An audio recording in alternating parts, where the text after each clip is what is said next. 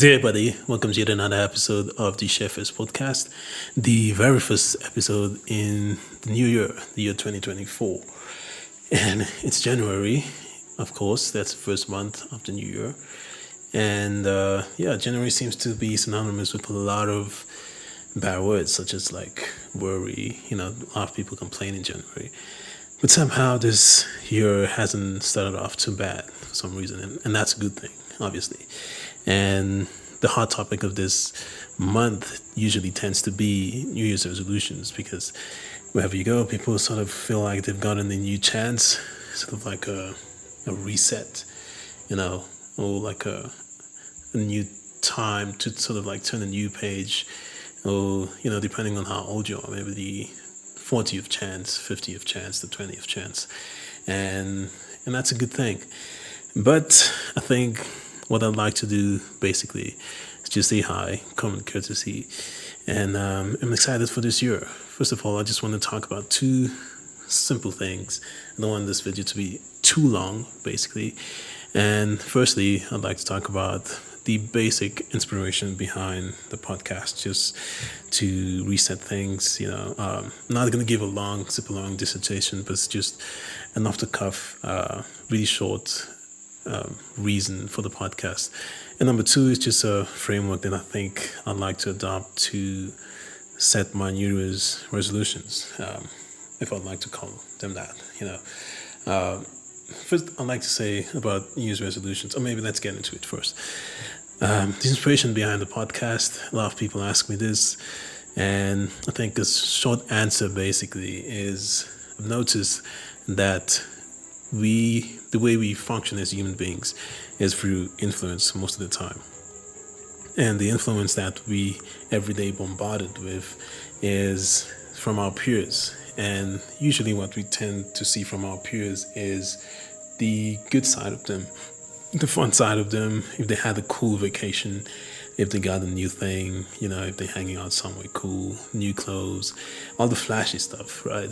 And this is what you see on Instagram, on Facebook, and WhatsApp, and everywhere you get to you see one side of people. But the thing is, most of the time, people spend their lives, grinding and going through a process in order for them to reach the state in which we usually tend to see them in.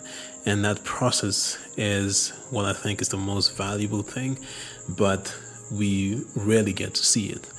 And I thought if people like that, people that not necessarily you would want to be like because you're unique in your own certain way, but certain people have achieved certain things that you are trying to achieve as well, and to hear it from first-hand input, from first-hand source on how the journey was and all the hoops and all the struggles they had to go through, I think coming from that direction would inspire a lot of people in the goals they're pursuing, because most of the goals we pursue, someone has obtained it.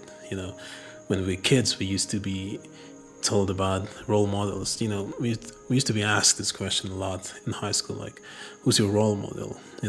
A role model is basically someone that has obtained something that you would want to potentially obtain as well. And by following their footsteps, because they say success leaves clues, by following the clues that have left, and by listening to them and sort of like trying to glean the golden nuggets that they have, the struggles that they have gone through, so that you don't get to necessarily go through all of them. I think that was the basic reason behind this. And I'm excited for the lineup of guests I have, and just to have the conversations with a lot of different people. I've got a lot of cool inputs from a lot of different friends. Like sometimes it's not necessarily that people come up with new things to say or with new motivational aspects, new motivational material, to say the least, but it's just that you could hear something for 9 times, and then that one person comes and says it a bit differently, or just maybe at the spot in life that you currently are, that same information that you've heard a long time ago, it just hits a little bit different, and that's the direction I was coming from. And I'm excited for the next episodes to come. Number 2, this is the last thing I'll say. I think if there's one book that I'd like to focus on as much as I can this year, because the problem with reading books is sometimes you get stuck in this wormhole that you simply just want to have a lot of books under your belt. You want to read as much books, get as much books out of the way, but the only difference, there's 2 ways I divide information and knowledge. There's passive knowledge, which is just knowledge that you just want to use, or that you don't necessarily apply action to them. And there's active knowledge, as long as you want to maximize mostly on the active stuff. Like when you read a book, the purpose of the knowledge that you're trying to acquire should directly be linked to you applying it. So most of the time we consume but not apply. And I think it's more, you could stick to one simple book, and if you apply everything that the book suggests you do, it's better than reading 10 books and not doing any of the stuff that you set out to read. So that book is the Bible, basically, and depends on how you read it. I find it to have a lot of, sort of like if there was something closer to a rule book, or closer to a guideline to life, I think it would be the Bible, at least in my paradigm of the world. And I'll use this scripture basically, is John chapter 1, which speaks about, the beginning basically. And the Bible, it says we as human beings are crafted or designed, made in the image of God basically. So this is how it was in the beginning, right? From this perspective, God was this being sitting in voidness, and there was nothing basically. And technically, the word God means an object of worship, So in the beginning, he was alone, so there was not necessarily anybody to worship him. So technically, you could say that he was potentially God, but he did not reach that point where technically could be God, right? But that's where we start. We start from a point where we are sort of like in the void of whatever we're trying to accomplish or obtain, right? And then it says, in the beginning was the Word. So I think that's how we start. You would think that you could escape not having a goal or not having an aspiration, but I think that's what puts people in sort of like a depressed state, because you're trying to run away from the way you're designed to be, you're designed to create, right? Because God created and he made us in his image. So you can't run away from not setting goals basically. But that's how it starts. So we all start correctly. The beginning was the Word. We all start with words. I want to be this, I want to achieve that, I want to do this, I want to do that, right? It's a good way to start. The beginning was the Word, and the Word was with God. The Word was with God. I think if I'm using a perspective, this is what it means to me, is that he remembered what he said. He said, let there be light.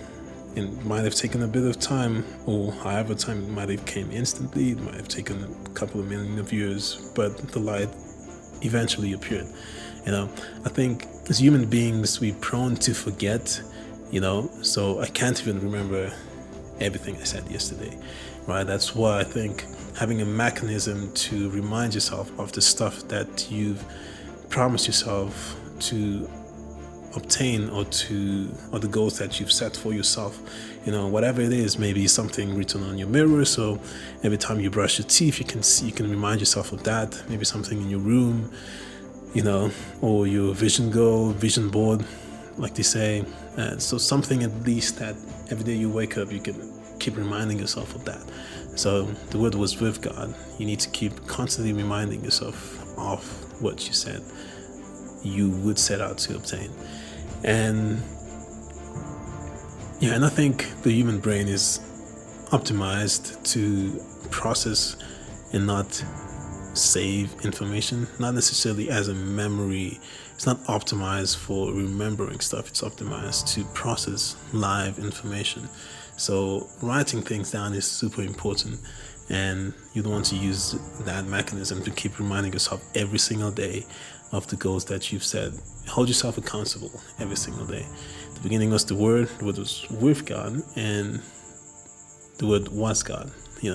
Eventually the things you said you would want to have, if you continuously make yourself accountable to them by reminding yourself every single day, by writing it down and acting in that direction. The difference between a wish, in my eyes, and faith is a wish you could sit in the corner and then just wish for something hopelessly.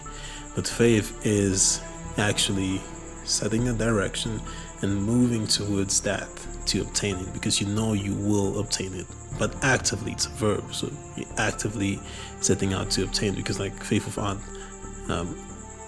works is nothing, right? Because you need to work, you need to actually do the action. And when you do the action, your word becomes you. What you said in January, if we come back in March, let's say, you would have it, and you become that person that has made the thing that you said yourself a couple of months ago that you would make. So yeah. So that's it for me. I think that's the direction. That's very, very, I think simplicity is the best. You don't want to overcomplicate yourself. And because the more complex you make things, the more you optimize your chances of not doing them, basically. And I'm excited for this journey and this year, basically. And I hope you all stay blessed, and see you the next episode. Bye.